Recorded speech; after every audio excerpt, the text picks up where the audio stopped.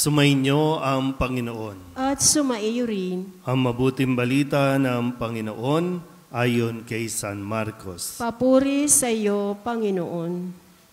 Noong panahong iyon, nagsimulang magsalita si Jesus sa mga punong saserdote, mga iskriba at matatanda ng bayan sa pamamagitan ng mga talinghaga. Sinabi niya, may isang taong nagtanim ng ubas sa kanyang bukid at binakuran niya ito. Humukay siya ng pisaan ng ubas at nagtayo ng isang mataas na bantayan. Pagkatapos, iniwan niya ang ubasan sa mga kasama at siya'y nagtungo sa ibang lupain.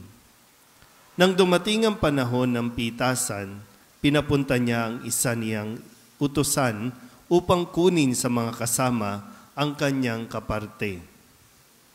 Ngunit sinunggaban ng mga kasama ang utusan, binugbog at pinauwing walang dala. Ang may-ari nagpapunta uli ng ibang utusan, ngunit kanilang pinukpok ito sa ulo at dinusta. Nag-utos na naman siya sa isa pa, ngunit pinatay nila ang utosang iyon. Gayon din ang ginawa nila sa marami pang iba. May binugbog at may pinatay. Iisa na lang ang natitira na maaring papuntahin sa kanila, ang kanyang minamahal na anak. Ito ang kahuli-hulihang pinapunta niya. Igagalang nila ang aking anak, wika niya sa sarili. Ngunit ang mga kasamay nag-usap-usap. Ito ang tagapagmana. Hali kayo, patayin natin at nang mapasa atin ang kanyang mamanahin. Kanilang sinunggaban siya, pinatay at itinapon sa labas ng ubasan. Ano ngayon ang gagawin ng may-ari ng ubasan? Paroroon siya at papatayin ang mga kasamang iyon at ang ubasay ibibigay sa iba. Hindi pa ba ninyo nababasa ang nasasaad sa kasulatan? Ang batong itinakwil ng mga tagapagtayo ng bahay ang siyang naging batong panulukan. Ginawa ito ng Panginoon at ito'y kahanga-hanga. Tinangka ng mga pinuno ng mga Hudyo na dakpin si Jesus sapagkat nahalata nilang sila ang pinatatamaan sa talinghagang ito. Ngunit takot naman sila sa mga tao, kaya't hindi nila siya inano at sila'y umalis.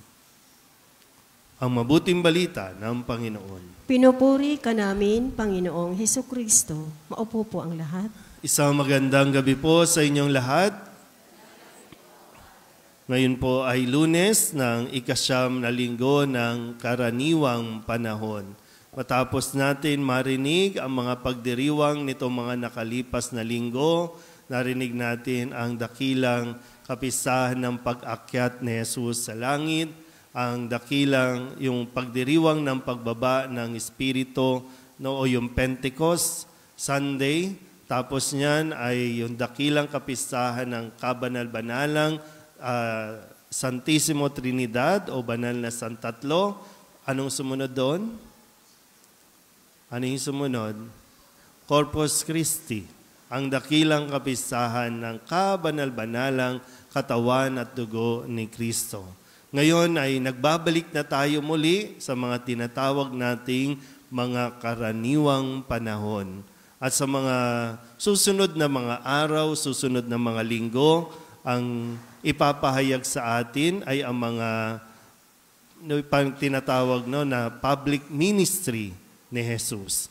Kung paano siyang nakikipag-usap, paano niya hinaharap yung mga bashers niya noong panahong iyon, paano niya itinuturo sa mga tao ang mabuting balita. Kaya ngayon, sa mula ng linggo natin, nagbigay si Jesus ng isang talinghaga tungkol sa may-ari ng ubasan, na siyang nagtanim, nagbungkal at naglagay ng bakod, at sa kanya ipinagkatiwala sa kanyang mga kaibigan o mga kasamahan. Ginawa niya na iyon. Pero ito ay talinghaga upang maituro dito sa mga matatanda ng bayan, saserdote, mga iskriba, no, na kung ano ang nangyayari sa kanila pong panunungkulan o paglilingkod. Kung atin po, no, nawa mas makita rin natin, no, kasi sa kwento ng talinghaga, yung may-ari ng ubasan, ginawa niya na lahat. Inihanda niya lahat, nagbungkal, nagtanim, naglagay ng bakod, okay na lahat yon. Pinababantayan na lang doon sa mga kasama. At alam nung may-ari kung kailan ang anihan. At yung panahon ng anihan ay nagpapunta lang siya para kumuha lang ng kaparte. Naintindihan ba yung kwento? Hindi siya nagpadala ng tao para bawiin ang lahat ng iniwan niya. Kundi ang gusto lang niya makakuha ng kaunting tubo o yung share. Kung tutusin kanya lahat yon, pero ang gusto lang niya, share lang. Kasi nga, ipinagkatiwala niya ito dun sa mga tao at deserve din naman nila na magkaroon ng bahagi. Pero ano nangyari din sa mga kasama? Naging swapang. Inari na nilang kanila ito at atin na ito. Kaya lahat ng pinapunta ng may-ari, pinatay, binugbog, hanggang sa kahuli-hulihan, yung anak ay kanila ding ipinapatay. So ngayon, yung tanong ni Jesus, kung kayo yung may-ari ng ubasan, ano ang gagawin ninyo doon sa mga kasamahan na iyon? Sige nga. Halimbawa po, sa mga nangungupahan dito, marami dito, mga nangungupahan. Sabihin nyo nga, nangungupahan. Kanino yung bahay? Sabihin nyo nga sa katabi ninyo, hindi sa inyo yan. Di ba? Minsan nagiging ganun yung pag-uugali kasi kala natin, atin na. Pati yung kalyeng ito, kala natin, atin. Kaya minsan nagagalit tayo kapag may naglalaro dyan. May mga batang naghahabulan dito. Pero kailangan lang natin maintindihan, no, yung talinghaga. Kasi hindi atin ito. Kahit yung mga inupahan nyo, hindi inyo yan. Pero ang inaasahan, aalagaan nyo. Kaya nga yung may-ari, pumupunta lang para humingi lang ng upa, yung bayad lang, no? Yung upa lang. Hindi naman kayo paaalisin. Pero kadalasan po, no, kung ano ba itsura nitong Solidad dati, nitong Kamba? Ha? Anong ginawa natin dito? So, sa tingin nyo ba, deserve pa nating manatili dito? Kasi, di ba, parang, naiintindihan ba? Kasi may mga ipinagkatiwala sa atin, pero kung hindi man natin inaabuso, pinababayaan natin. Dahil kung tutuusin, wala tayong kung anumang maituturing na atin kasi nung bago pa tayo ipanganak sa mundong ito, naririyan na yan. Ultimong buhay natin, hindi natin yan may pagmamalaking akin.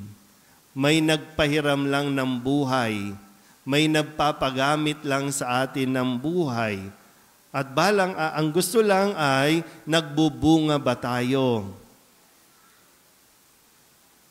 Kaya nga di ba sabi ni San Pedro sa kanyang sulat, nawa, yung pananampalataya ninyo nagkakaroon nagdudulot ng kabutihang asal. Yung kabutihang asal dapat nagkakaroon ng kaalaman.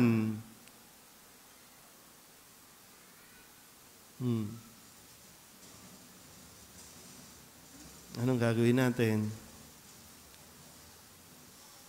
Minsan, madalas lang tayo, no? Kapag may kailangan, todo-todo nobina tayo. Ngayon, nag-start tayo, nagsisimula tayong magnobina kay San Nicolas. San Nicolas na tinatawagan natin na sana iligtas tayo sa sunog. Sana mailigtas tayo o maiahon yung mga nasa purgatorio. Dasal tayo ng dasal na mailigtas sa sunog, pero ayaw namang magbayad ng kuryente. Jumper naman ng jumper.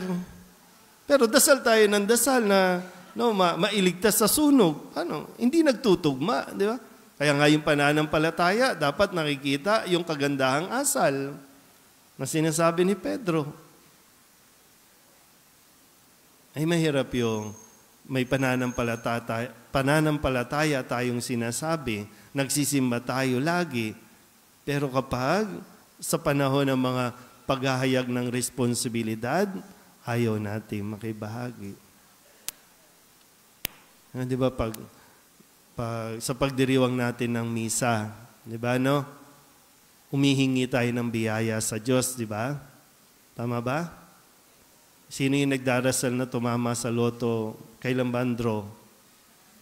Ha? Yung iba dyan, kasi dati sa Quiapo, nung mapapansin mo, pati yung number nasa palad kasi itinataas sa Nazareno, di ba? Sana manalo, no?